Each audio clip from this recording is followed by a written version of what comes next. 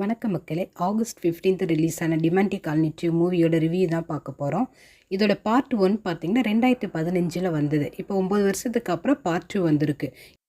இந்த படத்தோட கதை என்ன அப்படின்னா, பவானி சங்கர் அவங்க ஹீரோயினியாக நடிச்சிருக்காங்க. இதில் அவங்க கணவர் இறந்துடுறாரு. இறந்த உடனே அவங்க ரொம்ப வருத்தத்தில் இருக்காங்க. அவர் சூசைட் பண்ணிக்கிட்டாரு அப்படின்னு படத்தில் காட்டுறாங்க. ஆனால் இவங்களுக்கு அவரை யாரோ கொலை பண்ணியிருக்காங்க அப்படின்ற மாதிரி இவங்களுக்கு ஒரு டவுட் இருக்குது. அதே நேரத்தில் பார்த்தா அவங்க கணவரோட ஆவி இவங்க கூட பேச முயற்சிக்குது. கணவரோட ஆவி கூட பேசுறதுக்காக புத்தசாமி ஒருத்தரை பார்க்க போகிறாங்க. அங்கே போன இடத்துல சில அமானுஷ்யங்கள் நடக்குது. அந்த இடத்துக்கு தான் அருள்நிதி வர்றாரு. இவங்களோட பிரச்சனையும் அருள்நிதி அவரோட பிரச்சனை எப்படி தீர்க்கப்படுது அப்படின்றதான் இந்த படத்தோட கதை. பார்ட் 1 மூவி ரீகால் பண்ணுறாங்க 5 மினிட்ஸ். அப்புறம் தான் பார்ட் 2 மூவி ஸ்டார்ட் ஆகுது. இந்த சீன் வேறு லெவலில் இருக்குது.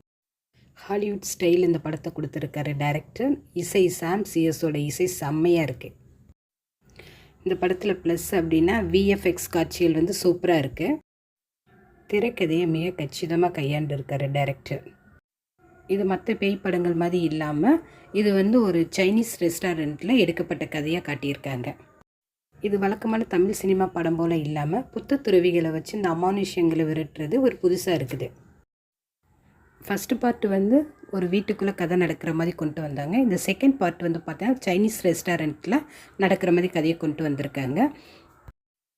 இந்த படம் பார்க்கும்போது நொடிக்கு நொடி திகில் இருக்குது. அதே நேரம் யாருக்கு போர் அடிக்காமல் நல்ல அமானுஷ்யமான கதையை கொண்டு வந்திருக்காது டைரக்டர். இந்த படம் ஆபாசம் இல்லாத, விறுவிறுப்பு நிறைந்த, பயம் இல்லாத ஒரு பேய் படம் அப்படி சொல்லலாம். இந்த படத்தில் திரைக்கதை மட்டும் இல்லைங்க, இசையும் பயங்கரமாக இருக்குங்க. இசையமைப்பாளர் சாம் சிஎஸுக்கு இது 45வது படமாக. இவர் தமிழ் மட்டும் இல்லாமல் தெலுங்கு மற்ற மொழி படங்கள்லேயும் இசையமைச்சிருக்காரா. இந்த படத்தில் பவானி சங்கர் அவங்களோட நடிப்பு பிரமாதமாக இருக்குது. இந்த படம் உங்களுக்கு ஒரு டேர்னிங் பாயிண்டாக அமையும் அப்படின்னு ரசிகர்கள் எதிர்பார்க்குறாங்க.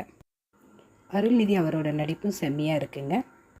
உங்களுக்கு ஒரு த்ரில்லிங்கான ஹாரர் மூவி வேணும் அப்படின்னா இந்த படத்தை குடும்பத்தோடு போய் உட்காந்து பாருங்கள். படம் வேறு லெவல்.